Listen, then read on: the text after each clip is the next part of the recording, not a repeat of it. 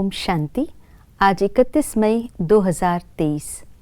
आज की साकार मुरली से हमें गुण सीखने मिलता है पवित्रता का।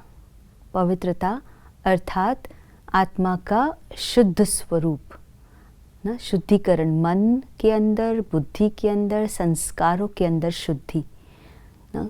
जितना हमारा मन शुद्ध है, बुद्धि शुद्ध है, संस्कार शुद्ध है, यानी पवित्रता की स्टेज पर हम हैं ना, उतना हमारे आसपास का वातावरण भी शुद्ध, पवित्र, स्वच्छ बनता है। यानी कि दुनिया को हम पवित्र बनाते हैं।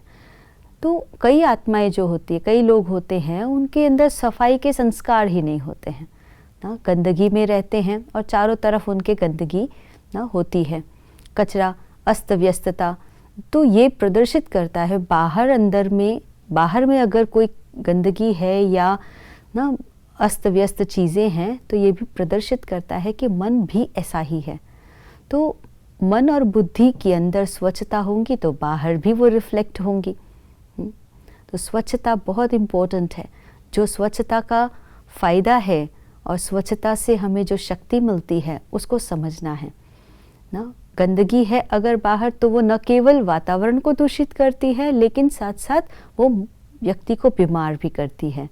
इसीलिए जैसे बाहर की गंदगी ना बीमार करने वाली होती है, इसी तरह से अगर ना अंदर में, मन के अंदर में व्यर्थ, नकारात्मक, अशुद्ध विचार है, मायावी रावण के नकारात्मक विचार हैं, तो वो भी गंदगी है।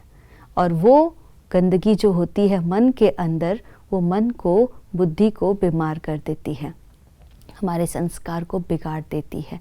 इसीलिए बाबा बच्चों को संपूर्ण पावन बनने के लिए, पवित्र बनने के लिए ना प्रेरित करते हैं, हमें रोज़ रोज़ शिक्षा देते हैं, हमें स्वच्छता का पाठ पढ़ाते हैं कि हमें शुद्ध पवित्र बनना है। अगर हमें पवित्र दुनिया चाहिए तो सबसे पहले शुरुआत स्वयं से करनी है, जिसमें मन की पवित्रता यानी कि विचारों की पवित्रता बेहद ज़रूरी है। और उसी की पवित्रता के महत्व को जिसने समझ लिया, उसके फ़ायदे को जिसने समझ लिया ना, वो पवित्रता के गुण को अपने जीवन में अपना लेता है।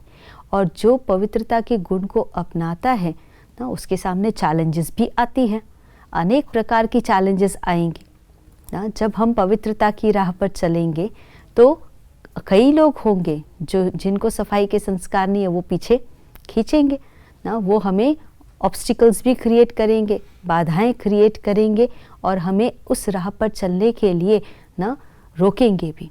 लेकिन जब हमने उस पवित्रता की राह को समझ लिया है तो कुछ भी सहन करना पड़े, कितनी भी तकलीफ़ें आए, कितनी भी परीक्षाएं आए, कैसी भी समस्याएं आ जाएं, लेकिन जैसे एक विद्यार्थी ने अपना लक्ष्य निर्धारित कर लिया होता है, तो कितने भी चैलेंजेस को पार करके उसको वो अचीव कर ही लेता है।